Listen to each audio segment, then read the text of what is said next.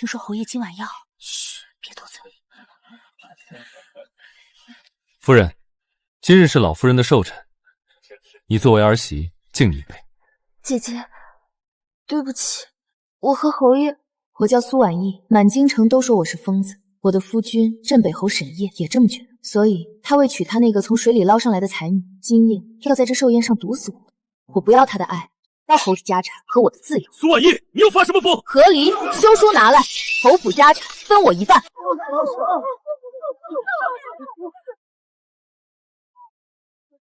你一个疯妇，凭什么？凭这个够不够？不够的话，我还有你贪污军饷、私造兵器的证据。侯爷要我当众念给你听吗？你疯了！对，我疯了，所以疯起来不需要道理。两条路选吧。这不是我的眼泪，是他的。那个真正的苏婉意被囚禁在这具躯体里，爱了沈寂整整3年，最后换来的是一杯毒酒。小姐，您真的想好了？想好了。这个侯府困了我3年，再不走，连命都是别人的。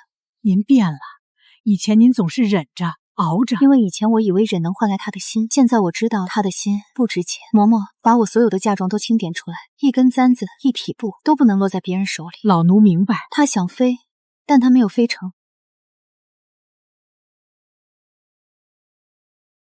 他想飞，但他没有飞成。嬷嬷，往后我们不住这里了，我们去开酒楼。你想吃什么，我就让人给你做。好，小姐去哪儿，老奴就去哪儿。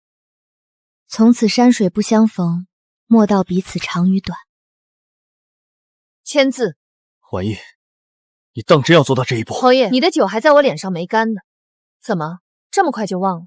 还是说你想让我现在就把那些证据拿出来，让大家看看侯府是怎么发家的？从今天起，我不再是镇北侯夫人，我是苏婉意。点清楚了，一样都不许少。夫人，这不合规矩。按大周例，合离时女方嫁妆全数退还，若有亏欠，以夫家财产折抵。你若不懂律法，我让人念给你听。苏婉意，你别太过分。过分？你给我灌毒酒的时候，怎么不想想什么是过分？姐姐，你恨我可以，但别为难侯爷。第一，我不是你姐姐；第二，我没跟你说话。你们以为这就完了？这才是开始。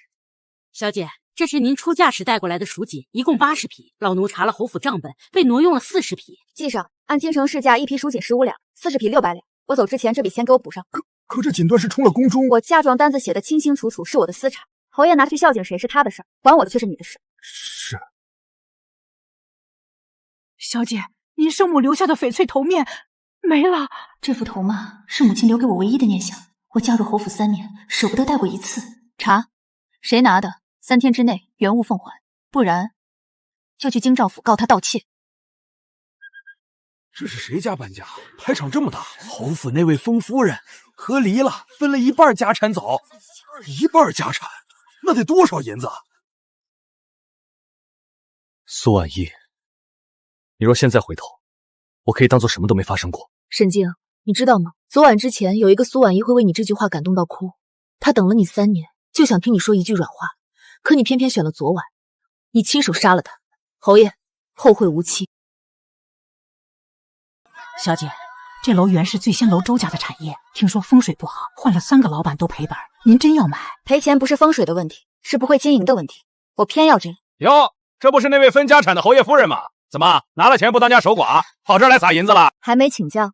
这条街上的鞋帽铺都是我们刘家的产业，怎么着？刘老板，你这铺子在这儿开了多少年了？20年，老字号。20年是这副光景，等我开了业，记得每天过来学学。你去找这楼的东家，告诉他这楼我今天就要。苏老板，您若不嫌弃，8000两，这楼连后厨的家伙事儿一块给您。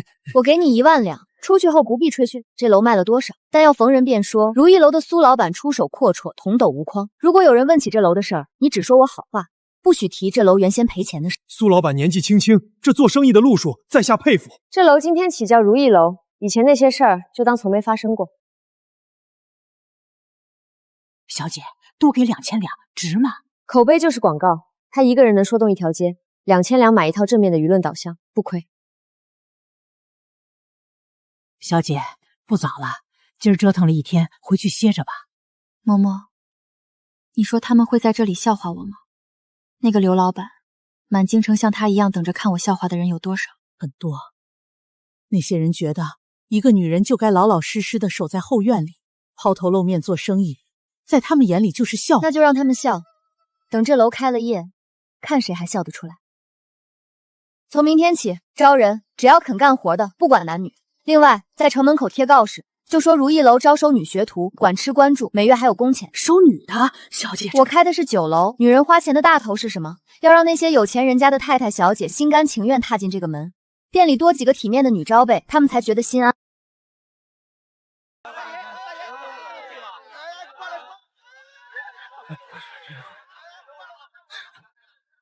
就这么个破地方，也好意思叫如意楼？醉仙楼周明远的账房姓刘。刘管事有何指教？我们周老板说了，新店开业送份贺礼。这算盘虽旧了些，但珠子还能拨了。新人要守规矩。替我谢谢周老板，这份礼我收下。嬷嬷，让人把这算盘融了，打一副如意二字，开张那天挂在大堂正中。你回去也替我转告周老板一句话：规矩是人定的，在我这如意楼，我的规矩就是规矩。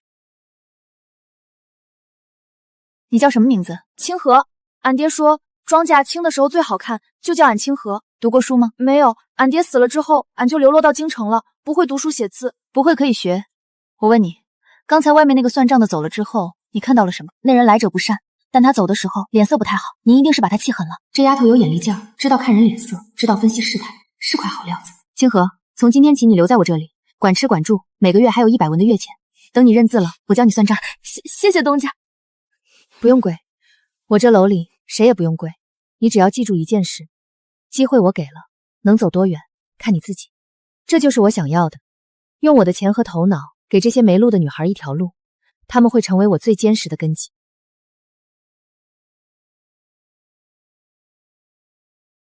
小店尚未开业，今日暂不待客。不知夫人是？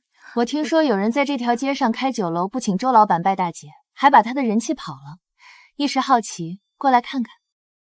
夫人消息灵通，京城就这么大，尤其这面会员预约的牌子倒是新鲜。夫人若感兴趣，我可以细说。这叫会员牌，开业前预定会员的客人，开业后可享8折优惠，还能预定雅间。普通的是桃脸的客人，可以定制红木牌。这又是什么道理？还没开业就叫人先掏钱？京城可没这规矩。不是叫人掏钱，是叫人安心。能买得起会员牌的人，不在乎省那2个钱，他们要的是比别人尊贵的体验。今天预付1两银子，换的是开业那天坐在最好的雅间。他们要的是比别人尊贵的体验。今天预付1两银子，换的是开业那天坐在最好的雅间，吃别人吃不到的特色菜。这块牌子挂在腰上，整条街都知道您是京城最新潮的酒楼座上宾。我该订哪种？夫人若自己订，桃木足矣。夫人若想在朋友面前撑面子，红木的。我2种都要，桃木的订一个给我自己，红木的订一个，刻玉字。周明远在京城开了20年酒楼，不是好相遇的。夜里留几个人看店，窗户底下多放2桶水。走了。小姐，这位是？不必问，有些人的身份知道的越晚越安全。京城有这等见识和气度的女人，一根手指头就数得过来。这楼我赌对了。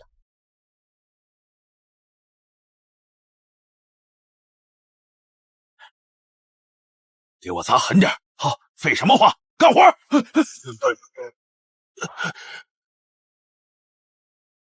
这条巷子今晚不通。你是什么人？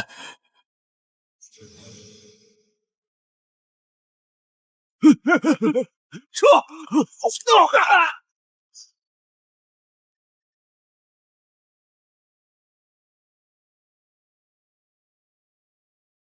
你是谁？过路的。过路的恰常在我后巷。我来应聘侍卫。你连我是谁都不知道，就来应聘？镇北侯前任夫人苏婉意。这楼叫如意楼，3天前你买了楼，今天周明远派人来闹事，我查过。你叫什么名字？萧景行。身手不错，眼神也不错。明天来把这3个东西抬到京兆府去。明天辰时来前厅念你的事。我收了周明远10两银子，半夜砸如意楼的店铺，我有罪。醉仙楼的周老板，听说上次查税也是他，这老板可真够硬气啊！这内分是这事的受助日啊！诸位街坊，这几人昨夜摸黑来砸店，被我这侍卫拿住了，人赃俱获，口供画押。如意楼不惹事，但也不怕事。3天后，如意楼正式开业，届时全场8折，欢迎各位父老光临。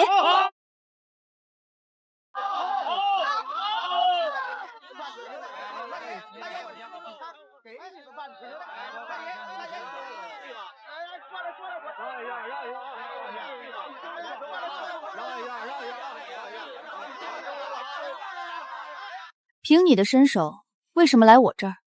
我需要一个落脚的地方。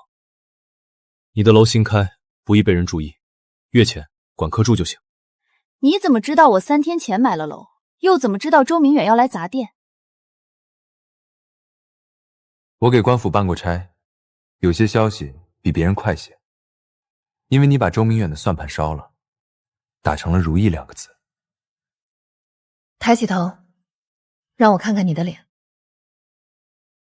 诸位街坊，如意楼今日正式开业，前3天全场8折，办会员卡终生9折优惠。老板，你这酒楼有什么不一样？进去就知道了，吃完不满意，分文不取。钱嫂子真开起来了，先别，再看看吧。你们这店让小姑娘跑堂，我们东家说女人干活不比男人差。您看这碗羊肉是不是比别家薄？确实好，这牌在全京城如意楼分店都能用，以后我们还要开到江南去呢。这倒是新鲜。东家，这什么料？蜀中的花椒加上西域的祖然，再配几种本地香草，叫它13香。记住，这方子只有你知道，往外传一个字，你这辈子的工钱就到这里。东家放心，周老板，这就是你们店最好的菜，羊肉膻，锅底还越上越咸。来的正好，我正愁没人来验我的后厨，嚼了半天嚼不动，还一股子膻味儿。来人，把这道菜收下去。出天启17、27后厨开放日，任何食客登记后都可进后厨参观。那我就请周老板今天第一个参观，如何？羊肉要提前1个时辰，用葱姜水泡起去腥，山磨贴骨位置得用小刀剔干净，一根羊骨头上有几丝残留，我都得返工。你说羊肉不好，怎么我们这道连渣都不剩了？不用追，他今天不是来吃饭的，找茬的账咱们以后再跟他算。敢问夫人只是爱吃的闲人？你家的火锅不错，会员给我开个红木的，多出来的就当以后的定金，一定。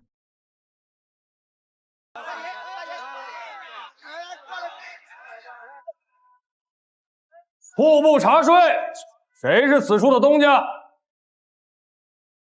官爷，我们东家不在，有什么事您先跟我说。跟你一个丫头片子说不着。户部有令，如意楼涉嫌偷税，即日查封，明日起接受调查。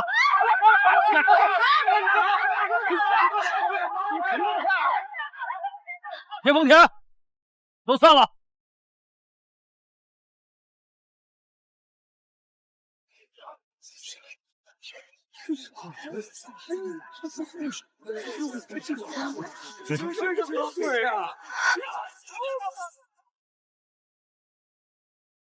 苏老板，有人举报你偷漏税款，说你这4天来的账目不实，你可有话说？卢大人，草民的账册全在这里，清者自清，请大人随便查。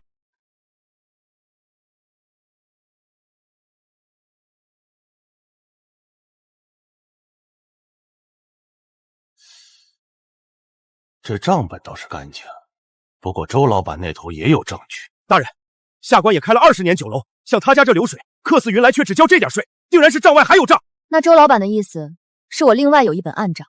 京城酒楼哪家没有本账？既然周老板这么清楚2本账的事，便请大人也查查醉仙楼的账簿如何？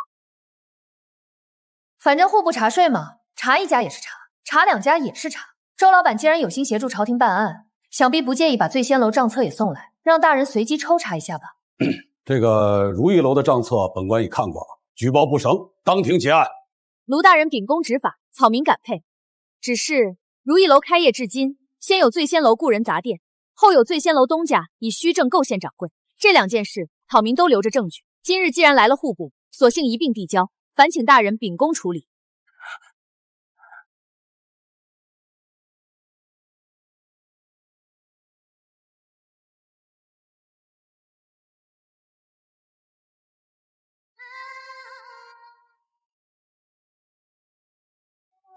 小姐，苏家大夫人来了，您那位继母。这一世，我不会再任你欺凌。婉意，你回来了也不说一声，我好让人准备你爱吃的。苏夫人，请坐。这楼倒是不错，听说你这几天生意很好。苏夫人有什么事，直说便是。你爹让我来问问你，和离分了多少银子？拿些回苏家，10万两就行。当年我出嫁时，我生母留给我的嫁妆单子上，共有金头面2副，翡翠首饰1匣，蜀锦80匹，田庄3处。出嫁那天，这些东西少了4成。那时候，苏夫人怎么不想想我是苏家的女儿？苏婉意，你这是什么话？你爹养你这么多年，养我的是我爹，不是你。我娘留下的嫁妆，也不是给你补贴娘家侄儿聘礼的。原主临走前把这些都记下来，一笔不落。婉意，我知道我对不住你娘，可婉柔也是你的姐姐，她夫家最近急需银子周转。苏婉柔的夫家亏空，与我何干？她是你的亲姐姐，让她自己来找我。嫁妆的事，我今日不跟你计较，不是因为我大度，是因为你还不值得我花这个时间。苏家若有困难，我可以赡养父亲，每月往苏家送20两银子，签了，从此苏家和我只有金钱往来；不签，就请回去把嫁妆补齐。你变了。那个任你拿捏的苏婉一死在侯府。小姐，您这算是跟苏家一刀两断了吧？断不断不由我说了算。他今天是来探我底细的，听说我开了酒楼，就跑来要钱。下回苏婉柔再来的时候，就不是要10万了。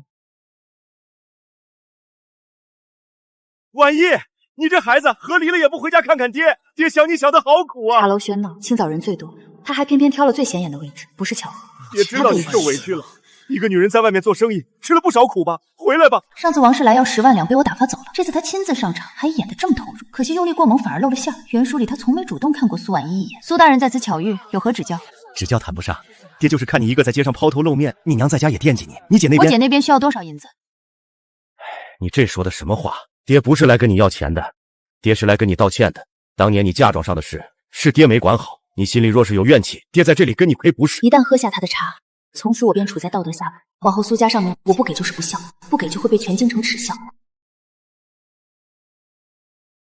父亲既然提到嫁妆，女儿倒有个主意。母亲生前的嫁妆被苏夫人克扣至今，父亲不如先将那份嫁妆还给我。我知道苏夫人眼下要用钱的地方多，婉容姐姐的夫家正在亏空，所以女儿自配备这件事办妥。如意女子学堂开业在即，苏婉一向学堂捐赠5000两银子的助学善款。父亲放心，如意学堂年年招收孤女，父亲的这笔善款，女儿一定用在刀刃上。苏大人真是慈父，当众给老夫下套！你想逼我出5000两？父亲刚才那杯茶，女儿不是没喝吗？父亲若不捐这5000两，女儿便以自己名义捐1万两。那时候坊间传的可不是苏家善举，而是我苏婉意被娘家坑了嫁妆，还得替娘家积德行善。女儿便以自己名义捐1万两。那时候坊间传的可不是苏家善举，而是我苏婉意被娘家坑了嫁妆，还得替娘家积德行善。父亲今日在茶馆说的每一句话我都记得，往后苏家再来人，烦请带着账本来。东家，您跟您爹……清河，这世上有种人，你对他好是应当的，你给他银子是应分的。他不是我爹，他只是娘家人，有事的时候就是一家人，没事的时候你是泼出去的水。殿下，苏家那位回娘家门上的事，恐怕您已有耳闻。镇北侯的前妻，正是。此人如今在翰林开如意楼，又办什么女子学堂。前些日子醉仙楼周明远2次3番被他反将，户部也拿他没办法。今日在茶馆里，一个侯府弃妇，他当众逼苏进堂捐了这么大两。一并查，这个女人若能为本王所用最好，若不能，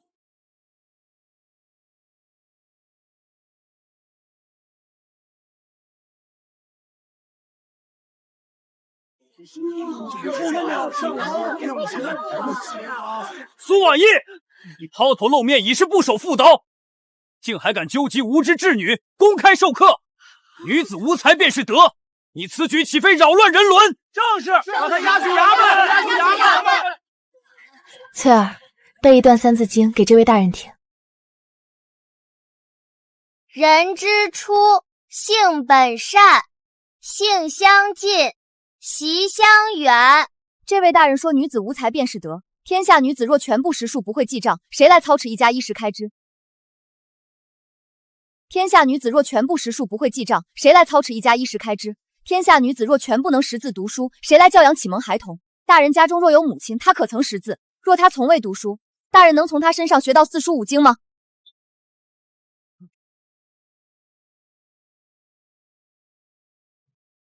本宫今日来，倒要看看这京城是谁不让女子识字。长公主恕罪。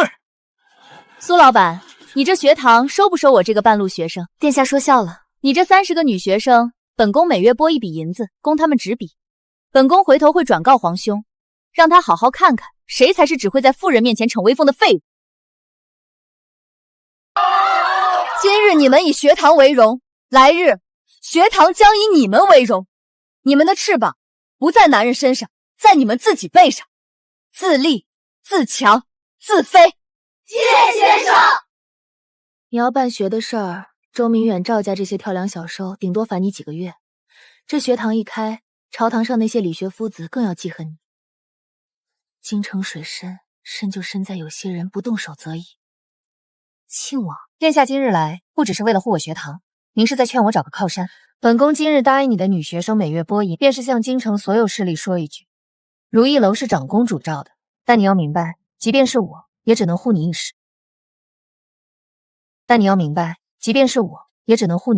我在侯府当了3年疯子，我能活下来，就能在生意场上活得更好。你知道为何本宫从第一次见你买会员牌便看好你吗？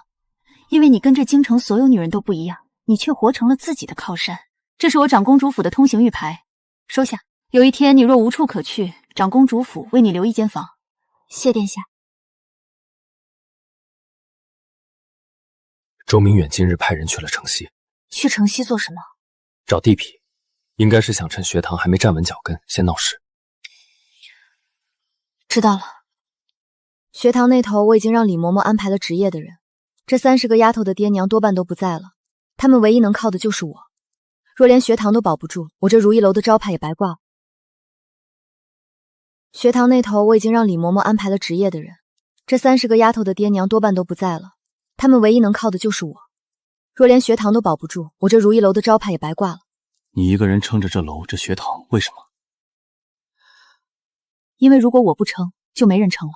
清河在3年前差点被亲叔叔卖给人牙子，翠儿的娘病死后，一个人在街头要了2年饭。这世上像他们一样的女孩太多，生在穷人家，从小到大没有哪件事由自己说了算。我想让他们有另一个选择。我去学业。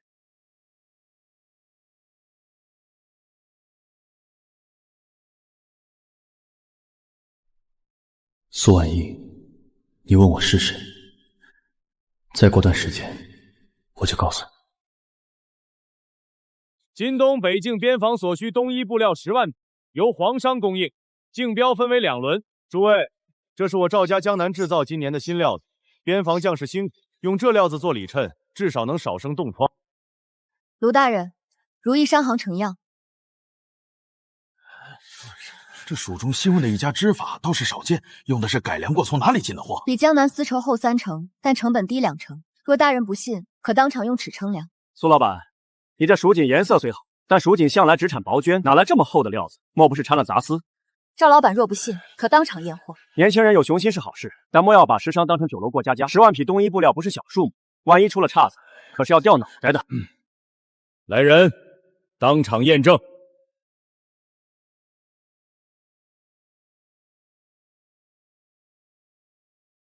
东家，那赵世宏今天也太欺负人了，当着那么多人的面说咱是过家家。他要的就是这个效果，当众贬低我，好让我自乱阵脚。那咱们怎么办？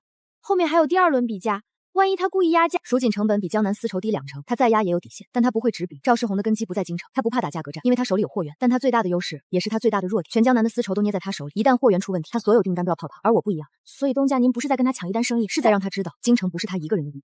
赵世宏看我的眼神和周明云一开始一模一样，轻蔑、不屑，觉得女人做生意就是个笑话。没关系，笑到最后的才是赢家。赵老板，那姓苏的女人手段可不一般，我在她手上吃了2次亏。第一次砸店不成，反被她当街游民示众；第2次茶税被她在公堂上反咬一口。这女人不能留。周老板，你对付他的手段我知道，都是些市井套路，砸店、造谣、买通小利、查税。对付这种对手，不能在他擅长的领域打，他擅长应付麻烦。你看他每次出事儿，都像巴不得你来找茬，好借你的刀给自己扬名。那依赵老板的意思，不跟他正面冲突，从上游断他的货源，从下游截他的销路。蜀锦的数量比不了江南丝绸，只要他凑不够10万匹的货源，光凭100匹样品好有什么用啊？这是蜀中最大的桑蚕顾，你先把赵信读信我的回信，从下月起透给那几个给如意楼供货的蜀商，让他们知道得罪赵家就是得罪北营整个张南商会。还是赵老板高明，这次我倒要看看他还能怎么翻盘。东家，蜀中那边的桑农回信说，往后不能给咱们公司了，他们也不想，但赵家放的话太重了。江南那边的染坊也说年底前订单全满了，挤不出一匹布给咱们，这是要活活掐死咱们的货源。不是赵世宏一个人，他一个人没这么大能量。去年赵家娶了户部尚书赵雍的侄女，两家同宗联姻，他是裙带关系上的扰动，网商资格等于动了赵家整个利益链。从今天不止起一本府赃，往山走，给彝族寨子也产做蚕丝。湖广的益阳府也产蚕桑檀包销，价值本府用量不大才被忽略。可彝族寨子在深山老林里，路不好走，正好赵家看不上。殿下，您让我们查苏老板身边的暗桩，已经摸清楚了。周明远雇了3个，赵世宏那边有5个，赵家还让赵英在户部压着他的竞标书。殿下，属下不明白，咱们在潜伏是为了清查当年侯府那批军械案，您若插手帮这位苏老，不是帮他，是帮我们自己。苏婉仪的如意楼是新入局者，他手里没有旧案，没有包袱，是撕开赵家商业网最锋利的一把刀。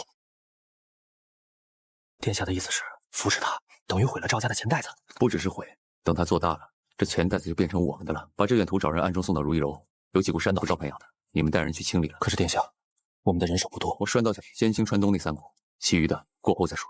殿下，这苏老板手段颇多，才开业不过月余，周明远已栽在他手上3次。赵家这几日还暗中调动大量资金，准备在皇上竞标上不惜血把压住他。有意思，一个女人能让赵世浩那个老狐狸认真起来，确实不简单。回殿下，属下派人悄悄走，见此人可能与当年德妃失踪的幼子有关。德妃，你是说那个在冷宫里死掉的德妃？正是，德妃在当年怀的是七皇子，出生当日已变，那可比苏婉仪的七皇子据传婴儿已夭折。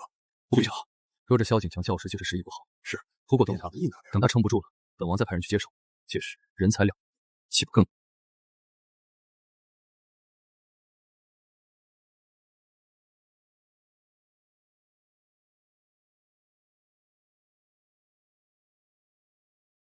还不够，再蒸一遍。林小姐，这都蒸了4遍了，再蒸就没味儿了。你懂什么？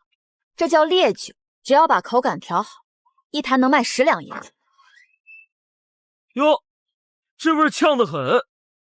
不去酒坛盘账，来这儿做什么？大哥让我来看看，说你这酒坊这个月花了不少银子。林小姐，你真要跟如意楼打擂台？他能卖火锅，我就卖烈酒。他有会员牌，我也做提前预售，限量100坛。苏婉仪，你以为就你会玩饥饿营销？等我的烈酒上市，看京城那些贵人们还记得你是谁。这能行吗？万一苏……少提他。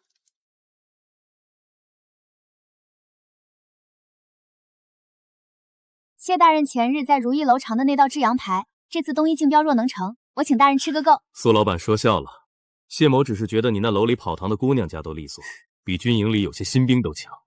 他以前从来不会这样想，哪怕我出征回来，他也只是低着头端茶倒水，连正眼都不敢看我。现在他对着一个刚认识不久的兵部尚书，都笑得这么自然。大哥，嫂子钱嫂子，她现在可真风光。刚才宫门口好几个大人都跟她打招呼呢。听说她那个女子学堂，连程公主都亲自去剪彩了。哎，大哥，你说咱们是不是当初……闭嘴！这图比我自己那张详细的多，连彝族寨子的产丝周期都标注了。你是从哪儿弄来的？朋友给的。你的朋友可真神通广大，连川东3股山匪被清剿的消息都能提前告诉我。你怀疑我？我只是在想，一个普通侍卫怎么会有这么多不普通的朋友？东家，林家那位小姐就是侯府那位姓林的，她仿着咱们的会员牌弄了个烈酒预售，100坛每坛送1块桃木牌，据说已经卖了60多块了。蒸馏酒有意思，她倒是把现代那套学得快。东家，她这明显是学咱们的，还故意定价比咱们的会员牌便宜1半。蒸馏酒口感呛烈，刚开始喝确实过瘾，但不耐喝。京城贵人喝惯了绵柔的黄酒，那股火辣劲儿顶多撑2、3个月就腻了。等市场养成后，咱们再推出真正的陈苗酒，那时候它就是帮咱们铺路的。林青瓷，谢谢你帮我铺路。等你的烈酒把市场养熟了，我这坛陈苗正好开坛。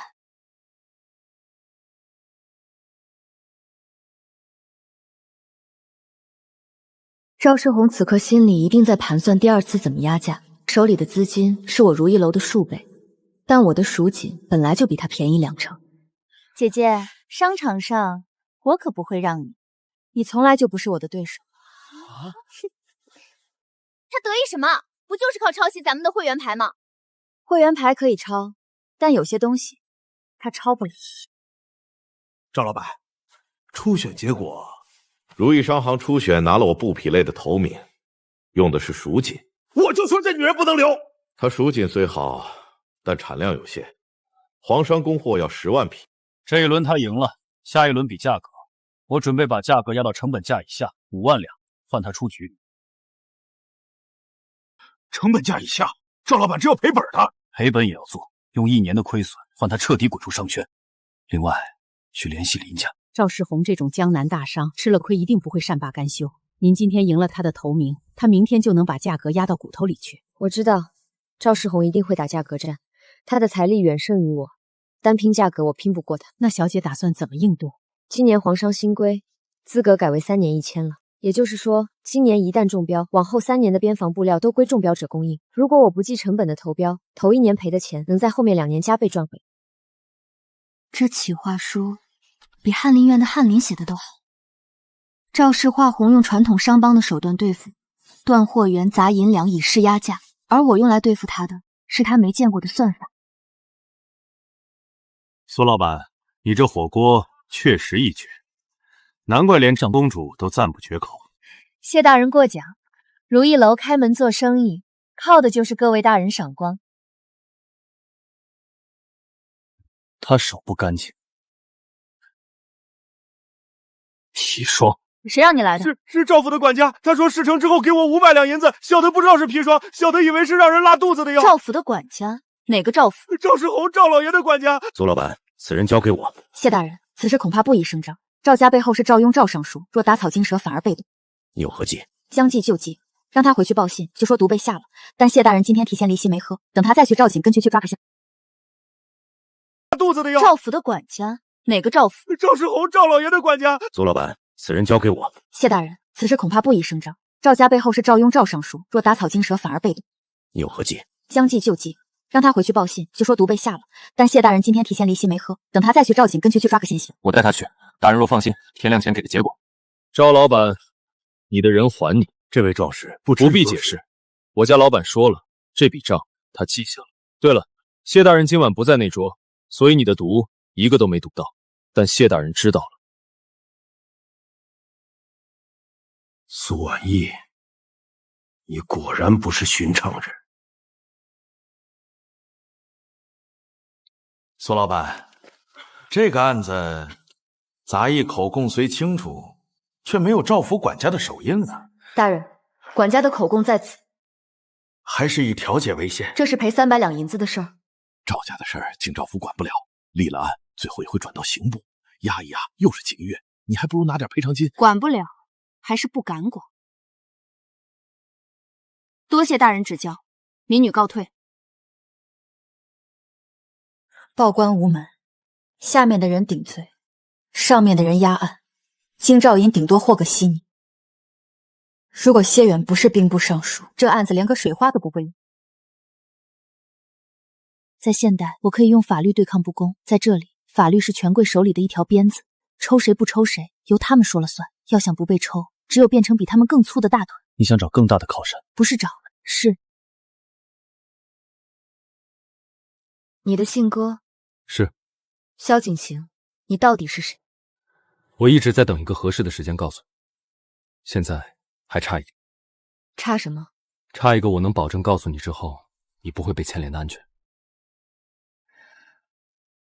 不管你是谁，你今晚救了我的命，这份情我记着。等你准备好了，我等你。沈侯爷，你自己看看，你营中粮草报账和户部的拨款差了3成，怎么饷银都喂到你家的酒坊里了？本官早有耳闻，你为了捧林家那个妾，把侯府的钱全砸进。末将绝无此事。别叫我大人！皇上竞标的事你自己心里清楚，以后真要出了岔子，牵连的可不止你自己。为了林青瓷，我把发妻逼成了全京城的笑柄，现在全军营的人都在背后戳我的脊梁骨，说我为了一个来历不明的女人得罪了长公主，得罪了兵部，还把侯府炸得干干净净。又凉了。怎么不叫人给你重新问？不值当的，夫君今日从军营回来的晚，用过膳了吗？早上还温着菜。以后这种事让下人做，你在账房里熬到半夜像什么样？我想帮夫君分担些。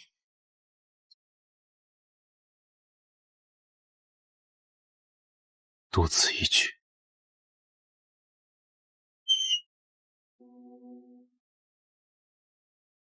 大哥，你又喝多了，这是嫂子以前留下的那本旧账。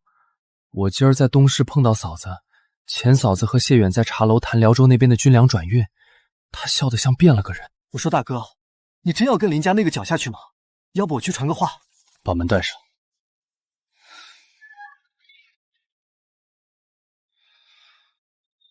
他以前从不会让我在军营里丢脸。通知下去，5家分店暂时不开了，丝绸铺和茶叶铺转手。东家，丝绸铺上个月才盘下来，现在转手要赔2成过手费。茶叶铺货源都谈好了，您这一转，违约金也是一笔。赔就赔，10天之内全部转手，收回来的现银全部砸进粮食。东家，可咱是开酒楼的，又不是开粮仓的，您这是……北境今年冬天会有大战，一旦打起仗来，粮食会涨得比什么都快。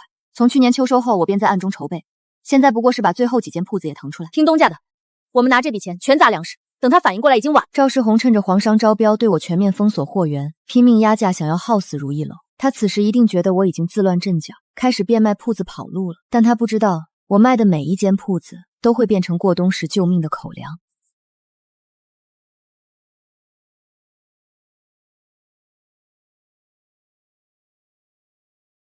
这位女东家真是怪，好像生怕粮食不够。姑娘，你们这是囤去倒卖吗？我们开酒楼的，怕冬天菜价涨，买多了再分给各家分店。苏婉仪在变卖铺子，东拼西凑现银。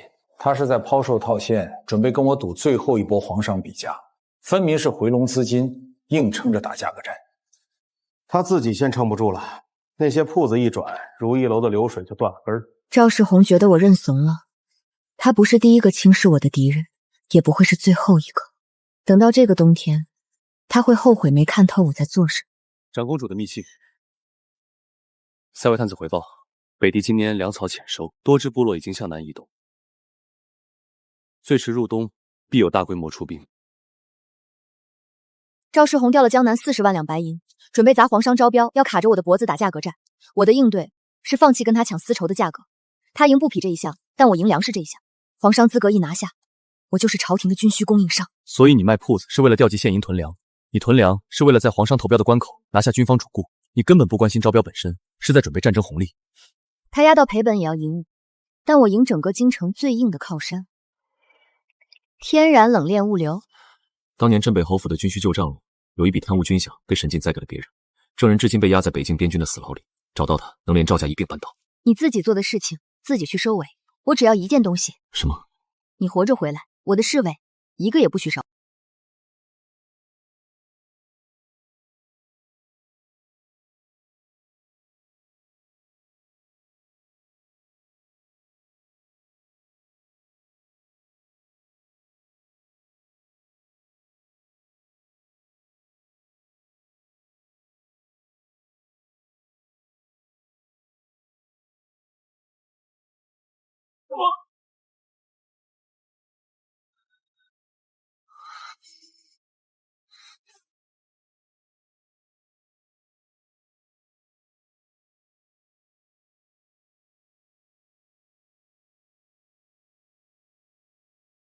这个伤不是江湖人留的，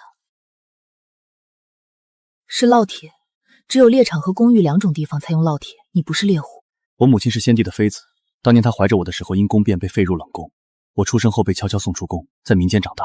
这个烙印是当年内狱留的婴儿印记。所以你来我身边，最开始是为了查侯府军械案。是。现在呢？第一晚抓地痞的时候就变了，只是想留下来。等你好了，就把名字刻在如意楼的店员名册上，月钱加倍。不加也可以。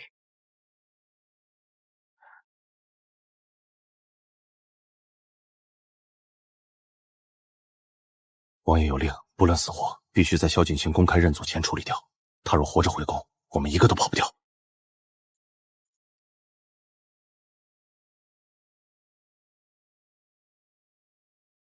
我这套缝合术用经过烈酒浸泡的桑皮线缝合伤口，配合我自制的消炎药膏，能大幅减轻军事外伤后的溃烂率。侯府酒方的烈酒正是配合此术所用。林姑娘，你这桑皮线倒不是什么新奇物，不过你说这药膏能克制外伤之溃烂，老朽想请教你这青梅取自何处？取自发霉的瓜果和面食，提炼时以草木灰水反复清洗。如何确保病人解毒而死？我做的是阶段性成果。那位小姐当夜便上吐下泻，体温反而更高了，这是外敷吗？不是青霉素提纯物，是米福酶的粗棱叶混合了一些草药，外用或许有轻微的止血效果，但若内服过量，这霉斑中含有的不是药力，是尸腐素。何太医，老臣不敢轻下定论，只是他交来奔查的医书中有今人作者引用的几段古籍配方，与江南前朝流传的残卷完全一致。关于青梅外用止血的内容，也和民间土巫医传抄本无二。还有一段大蒜素提取。林小姐，又或者是你真的只是把蒜面剁碎了敷在伤口上？天下医者无数，借他人艰辛成果谋一时之利，终归要还的。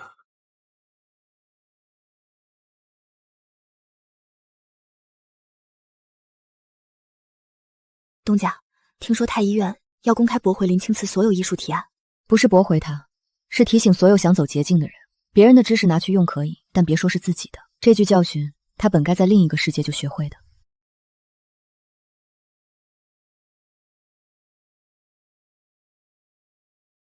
此乃前朝金疮秘药残卷，林姑娘却将此术列为独创。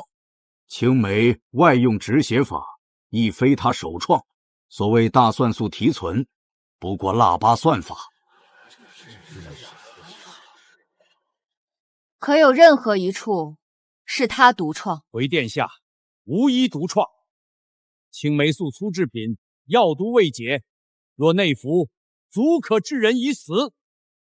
此非独创，乃剽窃；此非神药，乃毒方。殿下，臣女有一言。苏老板，请讲。此法早见于前朝酒精残本。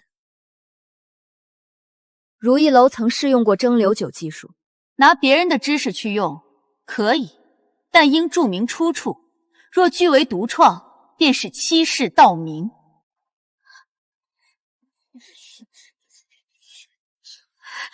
你设局害我！老臣在太医院40年，从不做伪证，古籍上的杜虫蛀痕做不了假。侯府酒坊的皇商候选资格即日起取消。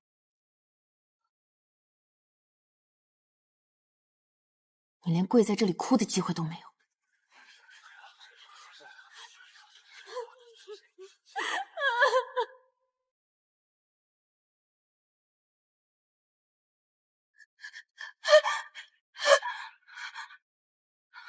是苏婉叶害我，是苏婉瑶，你让我再试一次。那些方子，有一件是你自己想的吗？哪怕一件。现在什么都没有了。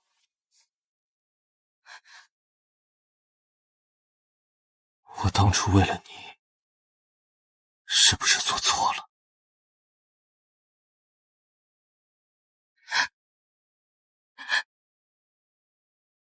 侯爷，我承认，那些方子不全是我独创，可我改良了它们，蒸馏酒更烈更纯，药膏我也试过很多次。我做这些都是为了你啊！我不想你看不起我，我也可以。你可以什么？可以当众被揭穿，可以让侯府的皇商资格被全京城通报取消。我今日去军营，张郎中当着所有同僚的面把我拦在帐外，说我治家不严，授人以柄。还有鲁副将，他什么也没说，只是看了我一眼，那一眼比什么话都狠。你是在怪我？我在怪我自己。当初太医院公开审验，我称病不去，不是因为怕丢人，是因为我站在门口的时候忽然想起，苏婉仪当年替我理账，从来没出过一笔错。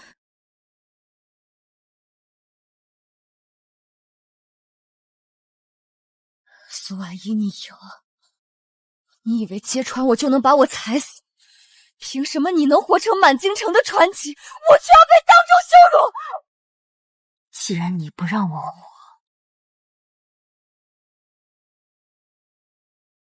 那却谁都别想好过。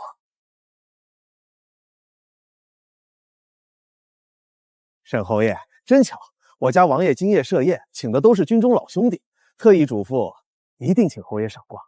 回去告诉王爷，沈某准时到。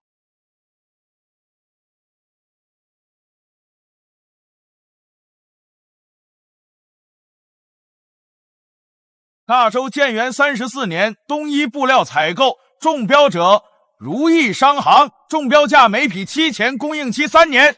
3年？以前不是1年1000吗？这新规什么时候出的？如意商行就是那个丰富开的酒楼。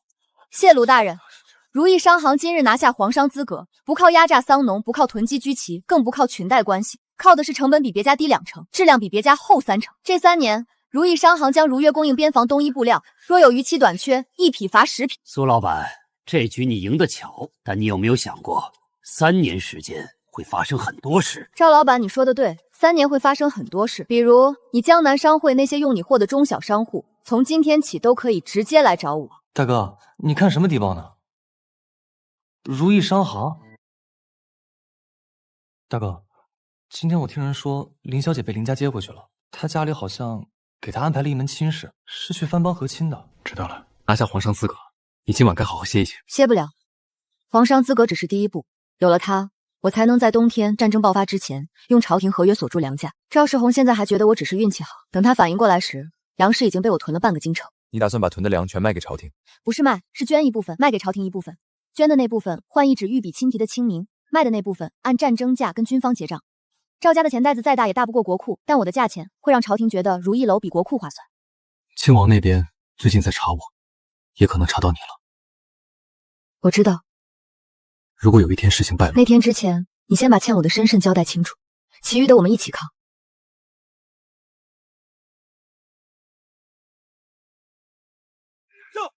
沈侯爷，今日步军操练的事，张郎中让末将暂代监管。侯爷若有空，不如去东陵看看马草账目。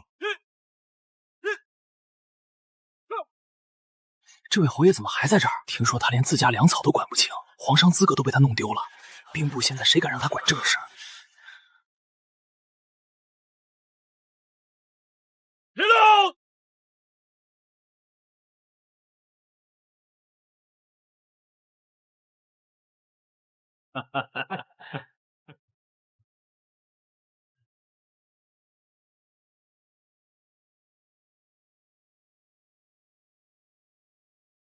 那里面有一盏灯，本来应该是我为他点亮的。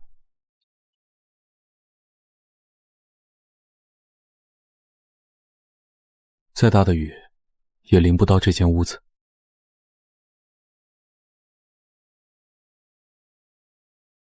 沈侯爷，下这么大雨，怎么在这儿淋着？来，上车。王爷正好让下官给侯爷送几坛好酒驱驱寒。庆王殿下倒是对我的行踪知道得很清楚。这京城有什么事能瞒过王爷呢？侯爷请。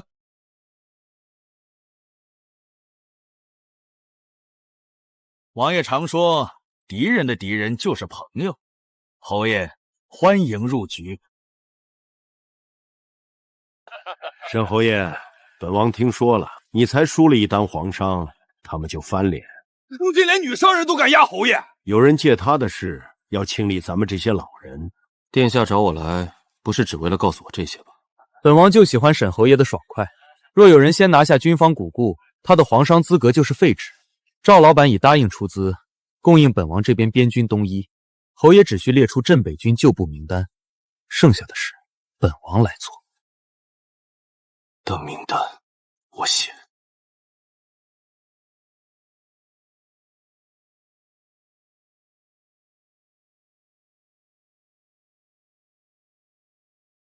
这封信署名不用你，本王只需侯爷在最后这栏画个押。苏婉意，你泼我那杯毒酒的时候，就该想到会有今天。识时务者为俊杰，这场局本王赢定了。事成之后，侯爷的爵位和旧部，本王一并还给你。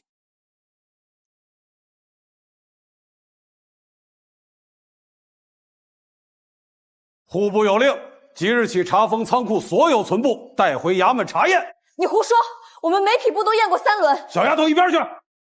封仓建验可以。清河，让人把全部在库布匹名次搬来，每一匹都对着编号，让官差亲自登记，别回头少了一匹，咱们说不清楚。这匹不对，这不是上次的书籍样品，这料子手感这么粗，分明掺了刺丝，可不是嘛？这要供边防，不是坑将士吗？苏老板，没想到你是这种人。赵世宏上次在蜀道门口没拦成我的货，这回倒和周明远连了手。沈烨，你连这种事都愿意掺和，看来是真不想回头了。清河，去请京兆府派人来，就说如意商行仓库被人撕掉库料，涉嫌栽赃皇商。你是从哪一天发现不对的？人已经锁定了，你稳住仓库，我去抓人。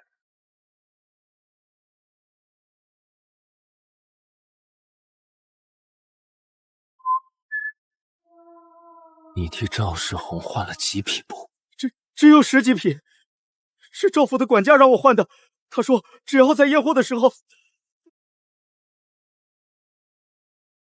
这2个人连同织造那边的调包牵头人，天一亮就送去京兆府。不要在如意楼门口叫人，直接把供词贴在京城的告示栏上公告，再抄2份送到礼部和长公主府，让全京城看到是谁查的，怎么查的。皇兄，这些供状的指印鲜红，账册是赵府管家画了押之后，当着京兆尹的面封春的。有人把调包后的次部放进如意商行的仓库，再买通户部小联，在验收时公开污蔑。若此事是冲着如意楼去的倒好，可户部尊豪此时弹劾谢远，说谢远与苏婉意暗通举此事背后恐怕另有其人。朕还记得上次你让朕看的那封苏家追回嫁妆的旧账，那姑娘做事有谱。这回封她仓库的人里面，是不是又有周明远的人？不但有周明远，还有户部的人，甚至有人拿了镇北侯旧部的军需批文入的仓库。好啊！传朕旨意，如意商行仓库即刻解封，户部刘主事停职查办，令京中谣言四起，言官弹劾的折子一律留中。告诉庆王，朕让他闭门思过，不是让他在府里结交经营将将。臣妹领命。赵御史，你弹劾谢远，收受蜀锦，那蜀锦现在何处？何人经手？何时何地送的？御史台接获密报，朕还收到一份密报，说赵府管家5日前支了500两赏钱。臣传旨，言官赵某即日革职，交刑部议罪，赵雍罚俸1年，暂且留任。臣谢主隆恩。大周的商人也是朕的子民，不是谁家的钱袋子。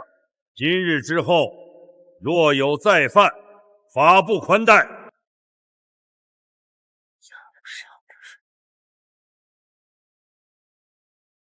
东家，听说亲王才被罚1年俸，冷宫思过也解了禁。不急，这次我们不仅要赢一场官司，要让全京城知道搬弄如意楼的是非，代价有多大。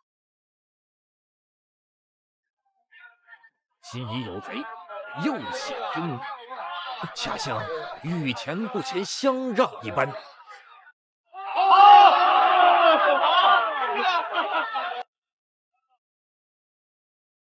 苏老板，殿下主小的转告，如意楼只管好好做生意，雨过天晴了。听说醉仙楼的周明远把铺子盘出去了，果然跟苏老板斗的没一个有好下场。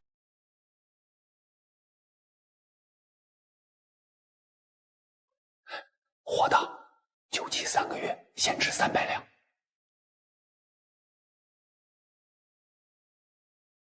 这不是镇北侯府祖传的那对配吗？沈侯爷这是真揭不开锅了啊！快开当票！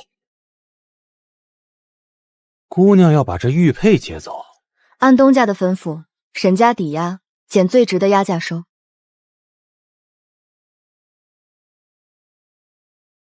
侯府几间铺面，我敢接，价钱够他还典当债。告诉他，价钱不会改，若还有别人出价，我可以当场加1成。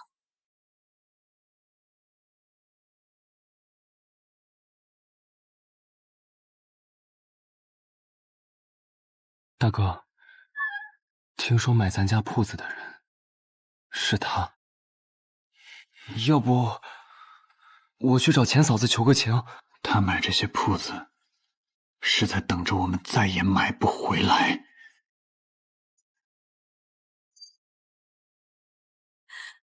爹，我不是你的女儿，我是从另一个……你从小就多病，从庙里接回来那年就老爱说胡话。夫人跟你说了无数遍，别再提什么穿越，那都是你发烧烧糊涂的念头。番邦和亲的使团年底就到，不嫁林家没脸留你。别再提什么穿越。爹，我真的是从另一个世界来的。往后在北边安分守己。诸位街坊，这宅子今日改换门庭，往后不叫侯府，叫如意山庄。只要愿意走正门，经正当买卖，本人一律不拒。此心安处是吾乡。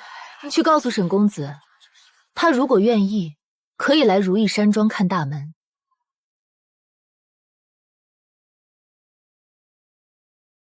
苏老板，恭喜！我家王爷看上你了。什么意思？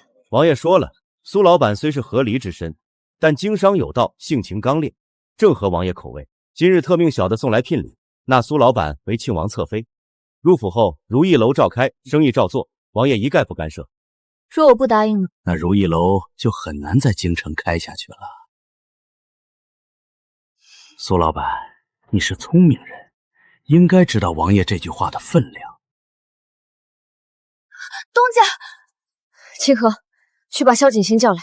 亲王这次不是试探，他上回被罚俸禁足后收敛了几个月，眼下敢公然下聘，说明朝中局势有变。皇帝今日身体欠安，已连续5日没有早朝，亲王这是提前布局。他想拿我的银子替他的谋反买单，我若拒绝，亲王会从2方面动手：一是官府层面，封仓查账，取消皇商资格；二是武力层面。他若敢动，我先杀他。现在还不是时候，你身份未明，贸然动手，只会被他一并栽成异贼。我也让清河去长公主府送信，只要皇帝缓过这口气，亲王就不敢明着翻脸。他要你3日之内答复。3日够了，要么皇帝挺过来压住亲王党，要么我先带你走。我不能走，我走了如意楼就没了，学堂那些女学生也没了，清河李嬷嬷都会被清算。我走到今天不是靠逃跑，3天就跟他赌3天。殿下，苏婉仪那边没有答复，既没有退还聘礼，也没有应承，看样子是想拖延。拖，他无非寄希望于长公主和谢远，但谢远离京巡视北京防务，至少还要1月才能回来。长公主说到底只是个公主，没有兵权。另外，那个侍卫查得怎么样？已经确认了，此人确实德妃所出幼子。当年冷宫大火后，被德妃娘家救护代夫宫以在人间。最近他在京郊收拢了几支旧部，都是北境老族，人数不多，但极为精简。德妃的儿子，一个流落民间的七皇子，不足为惧。但若让他认祖归宗，他背后那批旧臣就会重新站队。必须在父皇知道他的存在之前，不是为了调他，就在这3天之内。殿下的意思是为了给自己3天时间调兵，没了萧景行，苏婉仪就是折了翅膀的鸟。户部有令，如意商行偷税嫌疑未清，在此期间所有店铺暂停营业，敢私封条者按藐视官差论处。这是私立学堂，不是商行，谁敢封学堂，老身就去敲登老太太，文鼓。登文鼓是你随便敲的，今儿是长公主殿下出城为国祈福的第2天，你就是喊破喉咙也没人应你。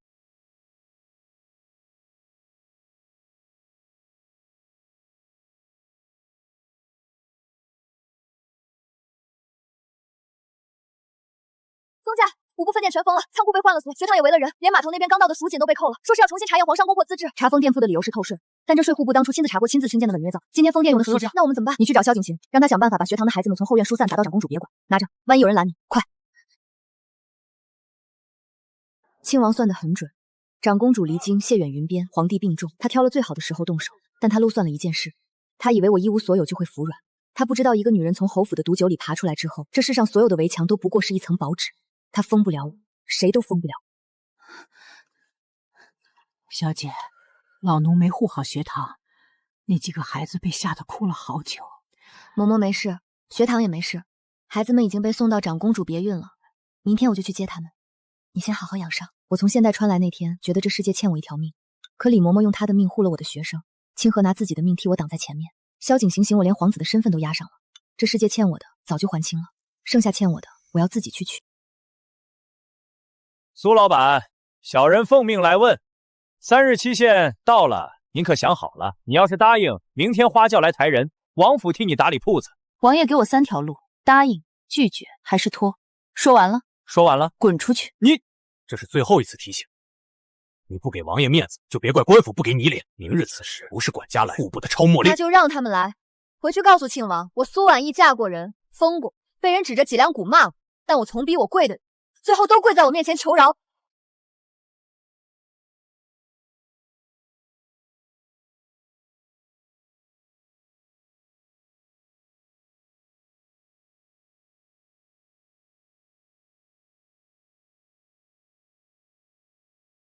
我一直以为母妃要我找的公道，是为她洗冤、认祖归宗。现在我才明白，那不是公道。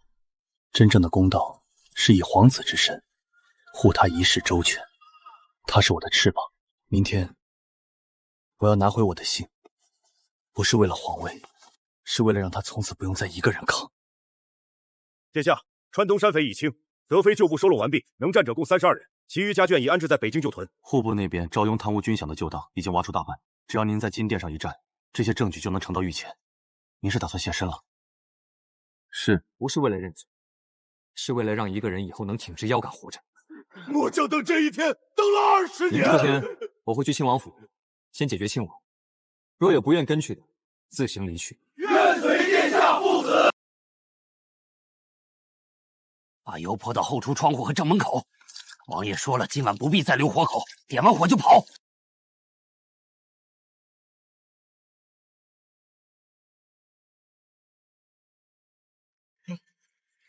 是你？上回让你活着离开是给你带话，看来你没带。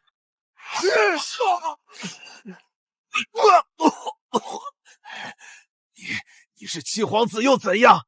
我们一死，王爷就知道你是谁了。他又喊破了你的身份。他说破了你的身份，亲王已经知道了。你刚才说你不藏了，是什么意思？意思是天一亮我就上金銮殿，现在我就是被他逼到台前的归宗皇子，这笔账该在御前算了。你今晚如果没挡在外面，我不会让任何人伤你，今晚不会，以后也不会。好，你去殿前，我去殿外，你回你的家，我送你进门。过了明天，没有人再敢碰如意楼，没有人再敢逼你嫁人，没有人能在夜里点你的房子。我要给你一个交代，给所有人一个交代。殿下今晚亮了刀，那个地痞临死前喊破了他的身份，最迟明早就传遍全城。殿下说他明天上金銮殿。金銮殿，他要认祖归宗？不是为了认祖，是为了让这盏灯以后能一直亮着。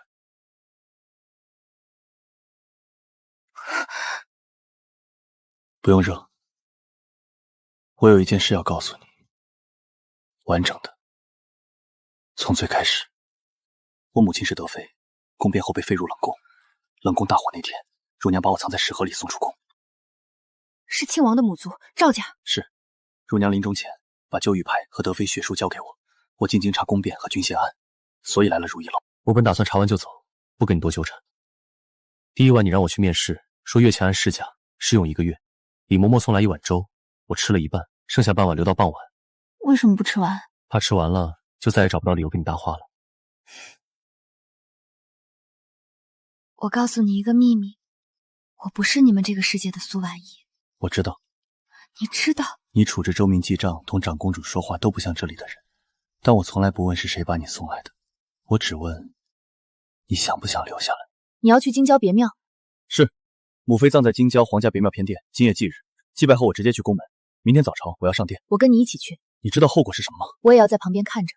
我是如意楼的东家，也是你的东家，侍卫出京，老板跟着，天经地义。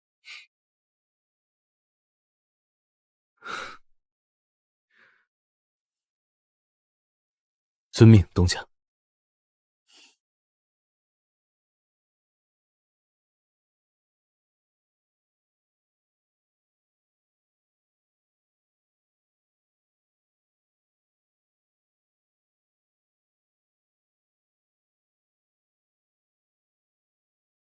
母妃，儿臣不孝，这些年一直没有来祭扫过您，不是找不到路，是不敢来。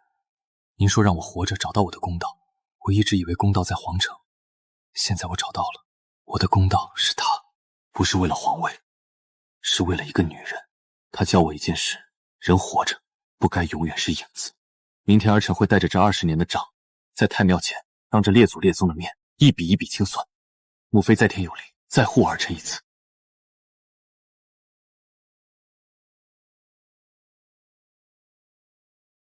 20年了，德妃娘娘的灵位头一回有人跪。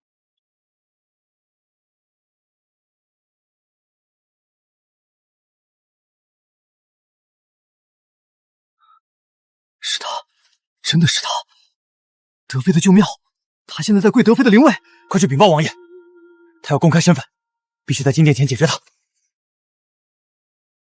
王爷，德妃的玉佩确有实物，七皇子的身份确认无疑，他与那苏婉仪一同在别庙，明日极有可能直接上朝摊牌。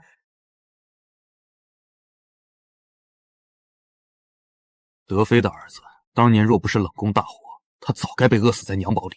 20年隐姓埋名，偏偏选在本王布局最关键的时刻现身。看来他不仅是为了认祖归宗，更是为了那个女人。一个女人让一个藏头露尾的家伙有了踏上金銮殿的胆子。连夜派人去京郊截杀他和苏婉意，活着的不必留，带着头颅回来领赏。让驻守西营的3个参将天亮前把人布进城中各主要街口。万一截不住让他上了朝，本王就在金殿上以假充皇嗣当众拿下他。谁敢替他说话，一并扣上谋反同党的帽子，打入死牢。先把这段消息透给沈寂，告诉他仇家身边的那个侍卫是前来夺位的皇子。我倒想看看这位前夫会作何反应。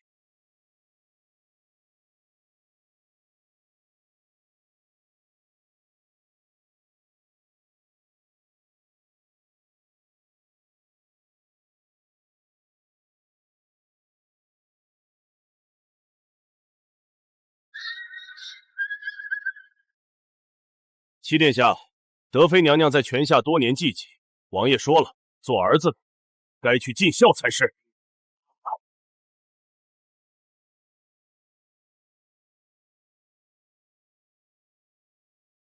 撤！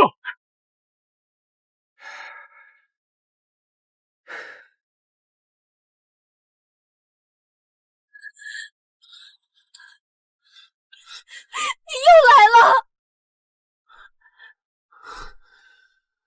东家要扣月钱就扣吧。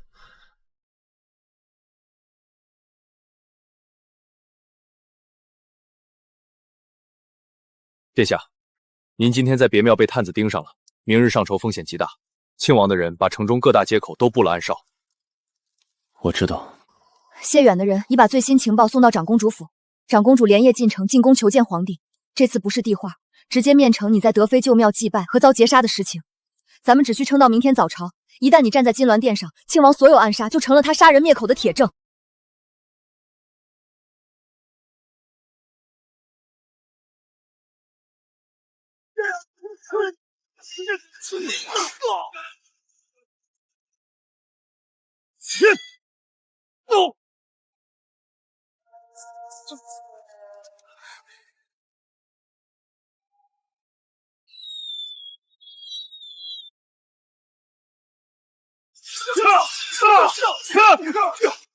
谁敢动我的人？殿下，招了！庆王已下令，明日在京城各门以捉拿假冒皇嗣为由封锁城门，凡萧姓男子出城一律格杀。要抓我，他就必须在金殿上当着文武百官的面验明正身。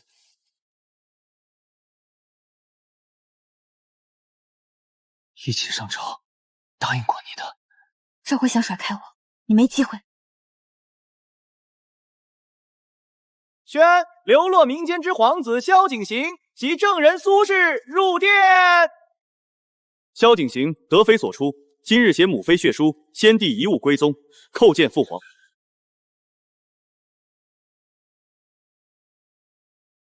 启禀陛下，验明正身，此人确是德妃所出，失联20载之七皇子萧景行。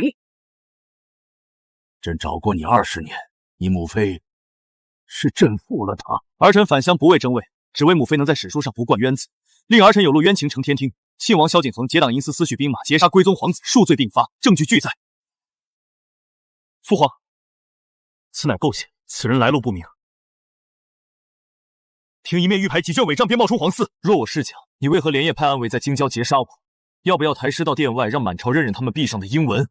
萧景恒，连女商人都要强占陷害，丧心病狂！来人，摘亲王子尽快押入天牢候审。亲王府赵雍停职，与亲王同罪并查。父皇，你以为你赢了吗？北境方防军已经2个月没拿到军饷，一旦变天，那些兵只听我的。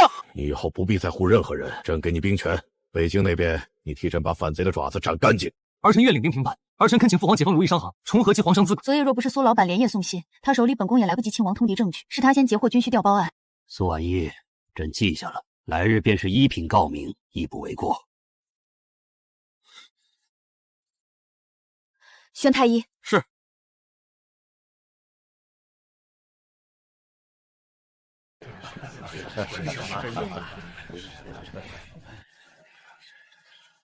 苏老板，没有你的信格和信号弹，我不会站在这；没有你的止血带与缝合线，我早已死在后巷。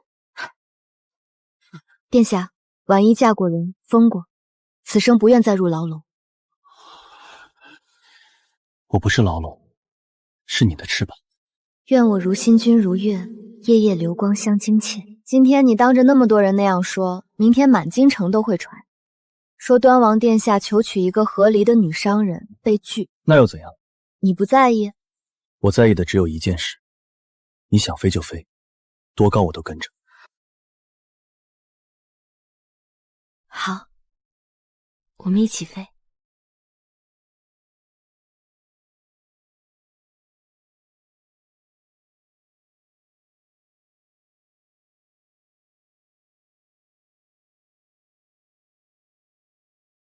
东家，您在想什么？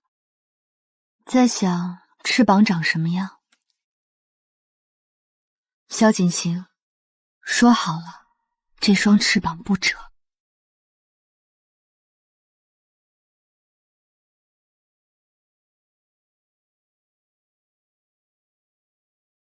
七皇子归宗，京城的天要变了，趁他根基未稳。亲王虽已下狱，但他在北京的旧部并未肃清，北敌最迟入冬，必有大战。朝廷粮草储备不够，问题会先卡在银子和粮路上。赵世宏名下的丝绸和粮行还在运转，他囤了大量粮食，等着朝廷缺粮时抬价。这批粮若落在他手里，边防军的粮草供应就会被卡住脖子。我去江南，先把那些被他压榨多年的中小商户拉过来。苏老板一个人去，风险太大。江南是赵家老头，他狗急跳墙，什么事都干得出来。我派暗卫随行，另外让清河跟去。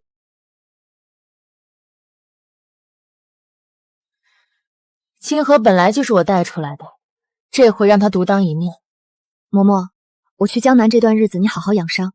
学堂那边我已经安排了人手。小姐，老奴这伤早好了，您一个人去那么远的地方？不是一个人，有清河，还有萧景行的暗卫，你放心。如意楼后堂这边，你帮我盯着账房，回来我给你带江南的新茶。苏老板远道而来，我家老爷说了，如意商行的货需凭赵家开发的通行文书才可卸船。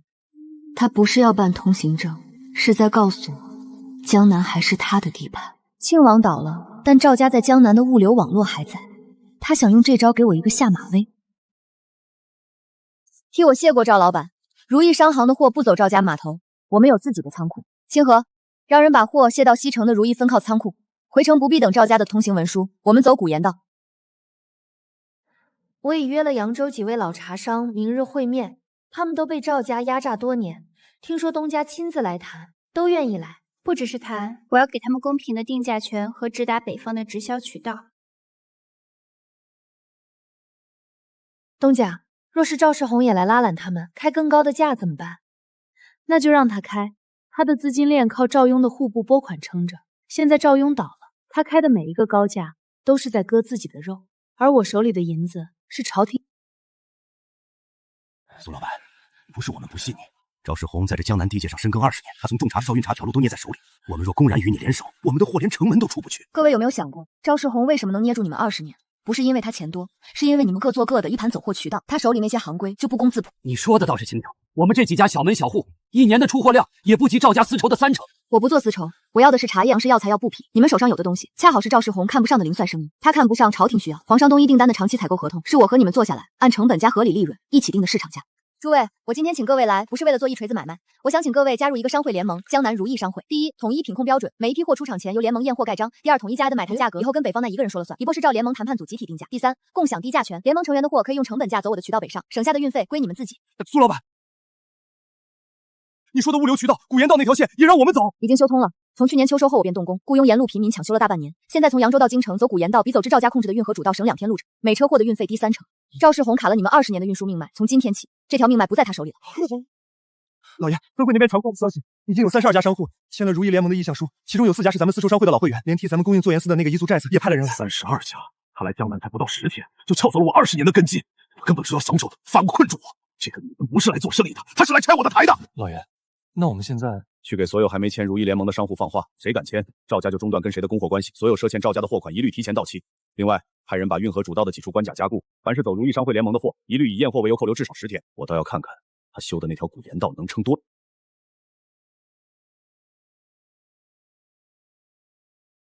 奉赵老爷之命，过闸货物逐一开箱查验，查验期间暂扣，过闸费加倍。这批布是送北境东一的，扣10天就是违约。这条古岩道翻山越岭，荒废了上百年，从去年秋收后我便动工，如今终于通车了。赵老板说江南水路归他管，那我们就不走水路了，走这条路不需要看赵世魂的脸色。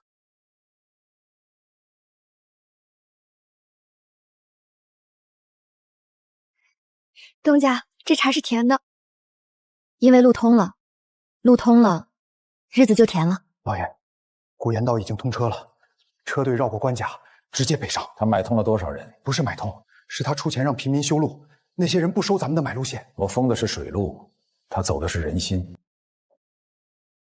苏老板，有人举报你在古岩道上私运货物，未经本州税务司核验，一例本官需暂留你配合调查。放心，只是走个程序。大人，我走古岩道运输的货物已在京城户备案，所有通行文书一应俱全，可派人去驿站取备案副本。文书的事回头再查验不迟。眼下有人举报，本官只能先留人。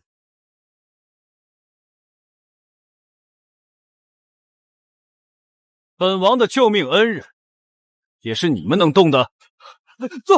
段王殿下恕罪，下官不知苏老板与殿下相识。现在知道了。外面下雨了。殿下什么时候把我店里的伞也顺走了？开业那天，这把是第一把。走，回京城的船在码头等。你今天在衙门那样大张旗鼓的撑伞，明天江南官场就会传遍。传就传，你不怕被人说徇私枉法？我徇的是私，护的是你。没有你，江南如意联盟这32家商户不会归心，这叫徇公枉私，顺败徇了点私。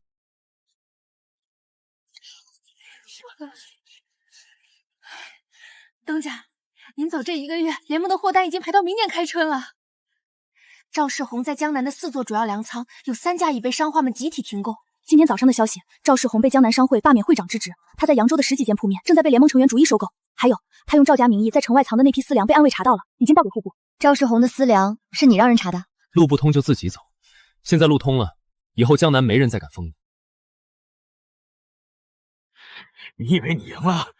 江南这滩水深得很，换个会长也轮不到一个女人来当。赵老板，你栽跟头不是因为我是你，是你把商会当自家账房，把商户当佃农。不是我要赢，是大家推你下去。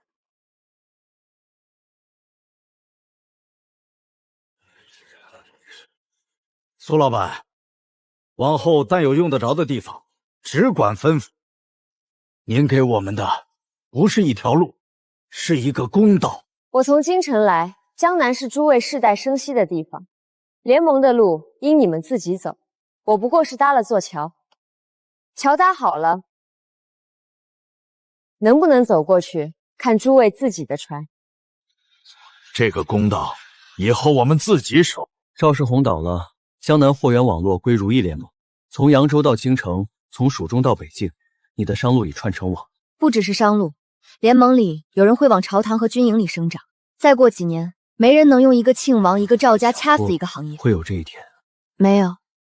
那天在侯府，我接过那杯毒酒的时候，只想活下来。后来开了如意楼，只想多赚点银子。有个人在雨夜给我撑了伞，那时候我想，也许我能为更多的人撑伞。你的伞够大了。当日侯府弃我，是京城给了我落脚之地，臣女便以4民之身回报父母之邦。你说那批粮不走赵家的运河主道，走你自己修的古盐道，那条路你修了多久？大半年，从去年秋收后便动工。古盐道不经运河主道，即便庆王余党在运河上动手脚，粮道也不会断。朕的户部不如你一个商人在账面上算得清。大周需要的不是只会赚钱的人，是知道赚了钱该怎么花的人。臣女做的这些不是大义，是生意。北境若失，京城便危。如意楼第一个关门，臣女是在给自己留后路，顺败给天下留一条路。明日朕有东西给你。陛下，定参若失，北敌骑兵15日内便可直抵京畿，恳请陛下速调江南粮草。国库若真空成这样，这一仗还没打，朝廷先乱了。报！选。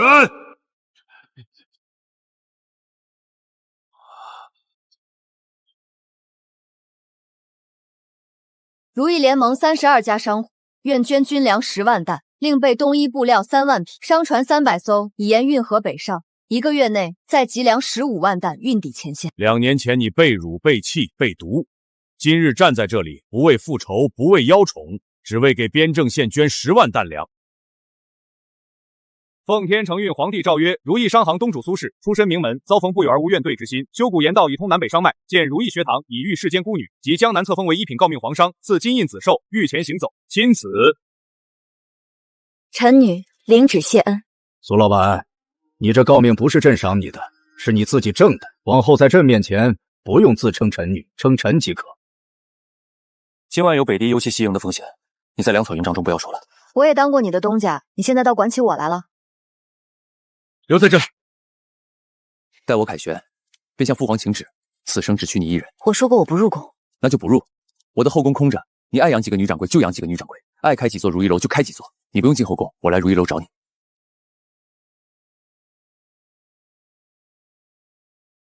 等打完仗，他手里的军方人情比我们主子的命还直管。把古盐道上几座中转粮仓烧了，没了粮草，端王在定残城外待不过10天就得撤兵，到时候前线一乱，京城这边才好趁乱劫天牢把亲王捞出来。但我要亲自带人，苏婉仪，我要当面跟他算最后一笔。亲王在天牢里已经关了不少日子，很受王帝大盘影子要婚灵事，现在也被压得赵氏无落。本宫让人查了谣言的源头，这几个被辞退的户部小吏在传，幕后指使者虽然成王退避暗血庄没有清除管禁，他们想断端王的粮草。幽光这几颗领钉在刀剑上，输赢在银子与粮食冻上。亲王在狱中也不安分，那就让他们来。古盐道现在每一座粮仓都有我安排的人手，不是护院，是修路时沿线招募的百姓，他们熟悉地形，也认得每一个陌生人。亲王的余党若动手，不用我说，自有人报信。前线那边，端王大军即将对北敌进行大反攻。苏老板，沿途线报，发现庆王府在城外一批被遣散的旧仆正暗中收购火油和引火物，目标很可能是古盐道上几处粮仓。另外，探子说，婶婶近日频繁出入城西当铺，与庆王余党有接触。东家，沈侯爷他早不是侯爷了，把他的动向继续盯着。那次在如意楼后向你跪在我面前说错了，我泼了你一杯茶。这次你要烧我的粮仓，审计我不会再泼你茶了。地下城外的粮草银榜转移了没有？无头毒入骨，需以内服解毒汤配合清霜引流，但毒血已侵至肩颈穴进心脉处，老臣没有把握。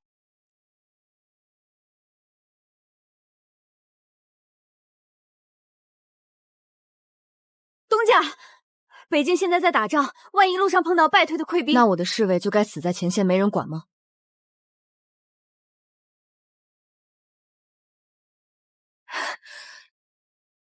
我说过，我不当他的后宫，我要当他的翅膀，翅膀是不会在逆风的时候自己折断的。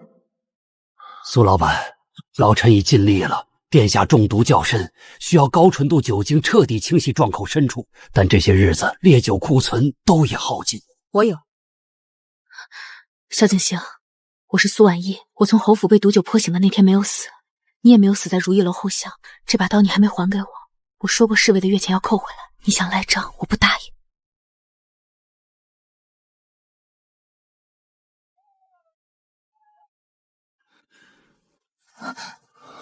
你醒了？你什么时候到的？不重要，重要的是你活过来了。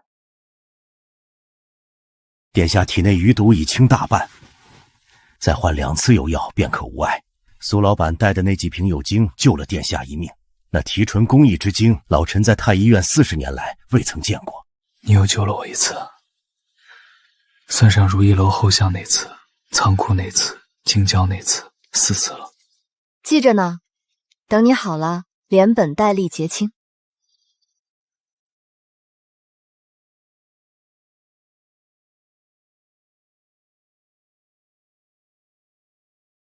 端王有令，请口含者封千户。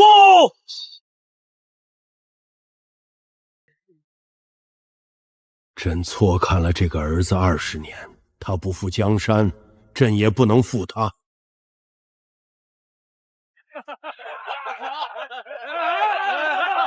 我现在是1品告顿皇商，你封王的时候我说过不嫁，怎么，殿下想反悔？不反悔，你说不嫁就不嫁，她不嫁，我总是要娶的。以后你们叫她苏老板就行，不用叫王妃，她比王妃值钱。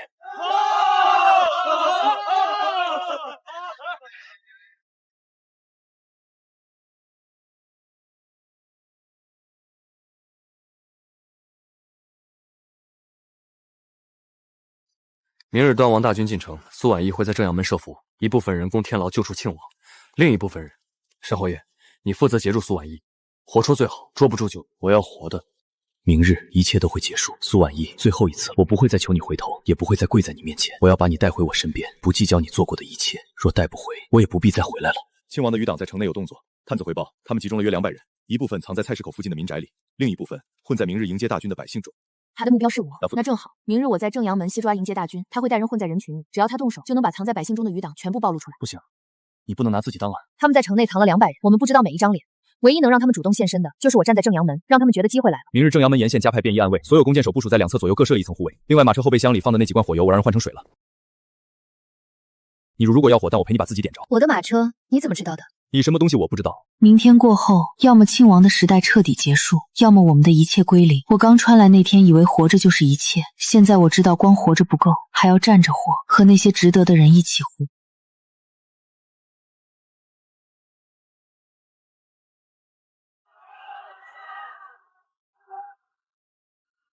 苏婉意，我什么都没有了，你能不能？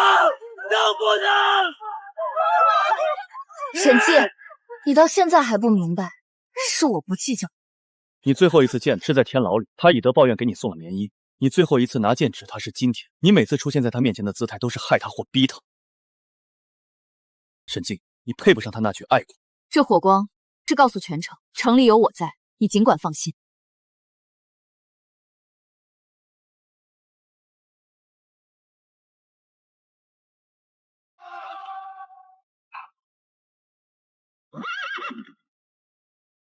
这是小侯爷吗？成了这副模样。听说他给庆王当走狗，还要杀自己的前妻，就是如意楼那位苏老板。啧啧，当年他为了娶那个姓林的毒杀发妻，现在倒好，姓林的被嫁去藩邦了，他自己也进了囚车。报应啊！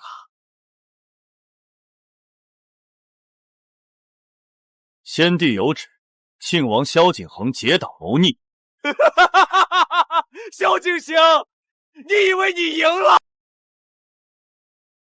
你说了这么多年的底事，到头来你连一个野种都没打赢，不是因为出身，是因为你把所有人都当棋子。我身边的人不是被我逼着站着。景行，朕这辈子做错很多事，对不起你母亲，也对不起你。父皇，母妃从未怨恨过您，她让儿臣替您守好天下。苏老板，你替朕护住了七皇子，替朕补住了北境。臣女只是做了分内之事。不是臣女，是诰命。朕给你的业，不许还给朕。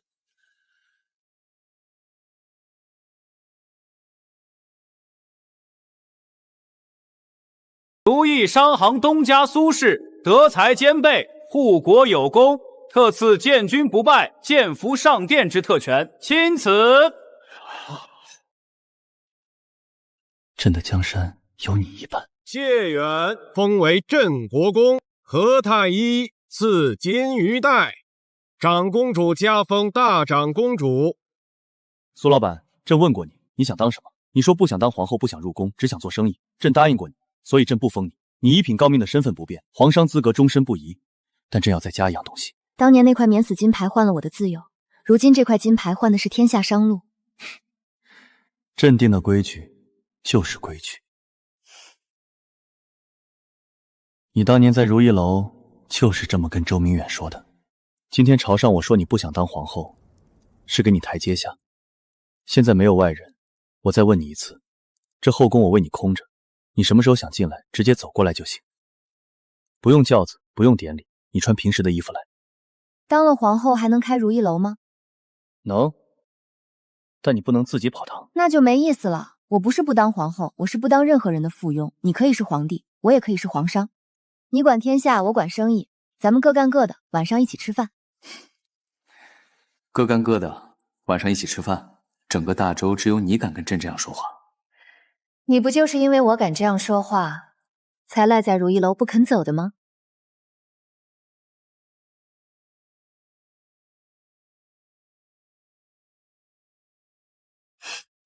东家，听说皇上今天在朝上又要立您为后，又被您拒了。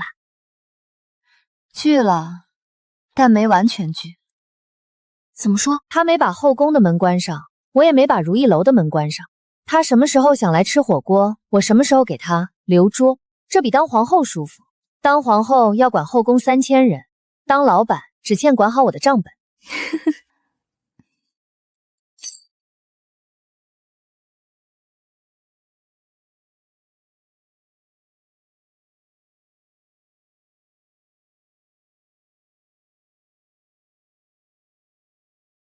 苏大人，你签联名折的时候有没有想过，你女儿在正阳门被人刺杀？婉意，你大女儿苏婉柔夫家的亏空是你用我的嫁妆去填的。你既使王氏克扣我生母的遗物至今未还，现在跪在这里说父女一场。你我之间是有一场旧账，但不是父女情，是你欠我的。大人，臣女今日以原告身份追诉苏家侵占生母遗产，与庆王案无关，请大人秉公裁断。妹妹，我当年错了。我的学堂教出来的女学生没一个像你这样。你夫家亏空不是我的责任，你的眼泪也不是我的债。苏敬堂负逆有罪，念在其年迈，且迫于庆王淫威，革职抄家，永不续用。王氏克扣嫡母遗产，杖责20后，休弃回娘家。苏婉柔与夫家一并追究贪墨款项，发配流放。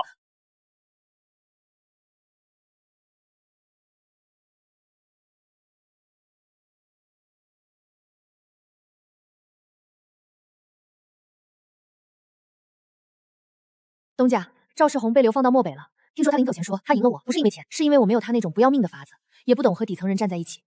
他还是没明白，我也曾是被压在最底下的那个人，所以我清楚，被压着的人是缺一个机会，不是缺力气。我给了机会，剩下的都是他们自己争。老师，那些坏人是不是再也不能来找您了？是啊，他们做了坏事，就要为自己做的坏事负责。你们以后要记住，没有人能永远靠欺负别人过日子。小姐，您生母地下有知，也会欣慰的。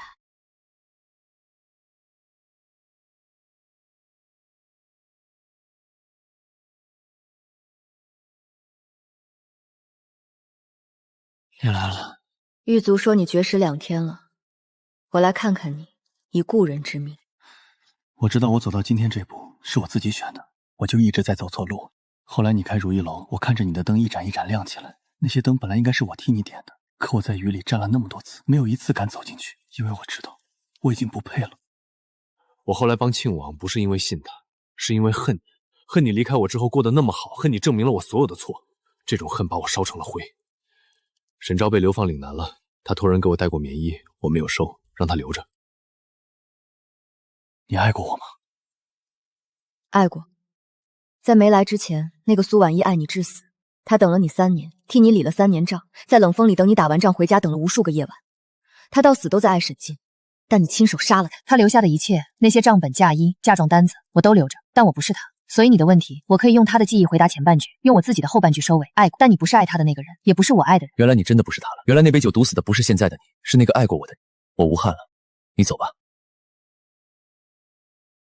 犯规沈烨自缢了，快传御医！他到死都爱你，这句话我替他说了，以后没人会说了。人成阁，今非布。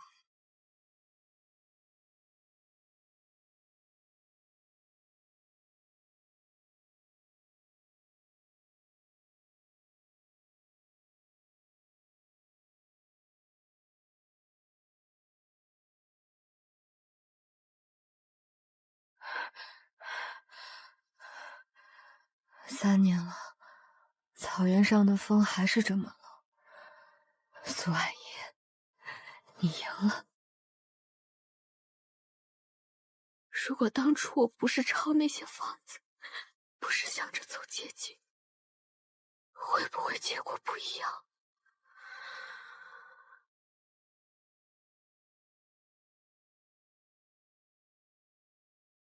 今天你们毕业了，走出这扇门之后，你们可以做账房跑商，也可以自己开铺子。女子立于世，靠的从来不是男人，是自己，包括不嫁，包括独身，包括自己赚钱买一间只属于自己的屋子。今天学堂毕业夜典礼，我在宫里有朝会，没能去。庆和说你把好几个女学生都讲哭了。不是讲哭，是他们听懂了。他们以前从没人告诉他们可以靠自己。他和我来自同一个地方，本该比我更懂这里的规则，但他犯了一个错，他以为穿越就是开挂。不是的，穿越只是换了一个考场，该学的还是要学，该流的汗一滴都不会少。我想和他一讨情，让他去藩邦诊治，走正道，总有路。但他再次选错了。陛下，大周立国至今，从未有空悬后位之先例。朕有皇后，她在宫外不愿进来，朕便出去。可是陛下，100年之后大统无人承继，朕已从宗室中选4子入宫校验。大周不缺皇帝，但缺一个能让商人抬起头做生意的朝廷。苏婉玉在宫外替朕管着13州的商路的绊脚石，朕在宫里要扫着空了又如何？该管的他全管，不该管的他从不越界。谁能替朕分忧江南茶税舞弊一案？朕今天就放你们早朝。正好，帮我看一眼这条经过黔中，当地的土司要抽30%过路费，能不能让兵部批一条军需通道出来？黔中土司去年才归顺，不宜用军需名义强压，换个法子，让教育部批一条西南支教驿道，如意学堂在黔中设一个分校，来往师资和物资免检免税。土司若连支教队伍都拦，地方百姓先翻了他的寨子。以后如意楼的企划都让你审一遍。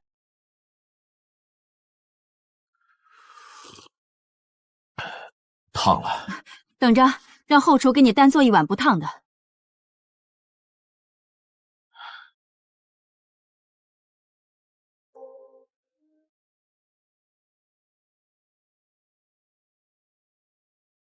在宫里还弹琴，不务正业。今年江南茶税又涨了2成，底下有小商贩倒苦水，税单太乱，我都压着看完才送户部。让清河把今年的账本放在龙案上，明天我批。你什么时候来宫里拿？后天。后天下午我要去学堂看那几个新生的算术月考。这龙议是责任，你是我的私心。白天当皇帝，晚上来你这儿坐坐，这辈子最舒服的事儿。听说你今天又没去早朝，这是第几天了？记不清楚，反正奏折都搬来了，在外面批。如意山庄现在是大周第2办公处。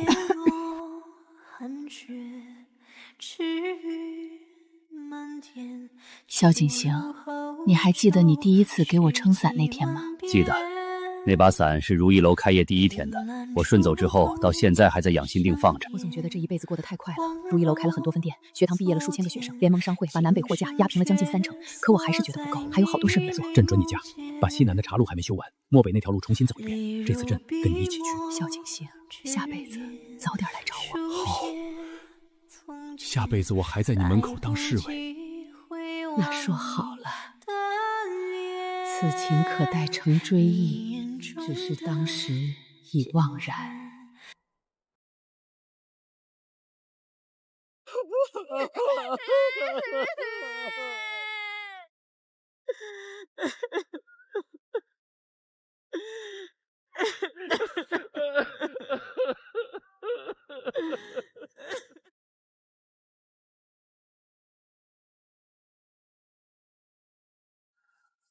你缝的，皇帝死了，该还你的。侍卫萧景行经回来了。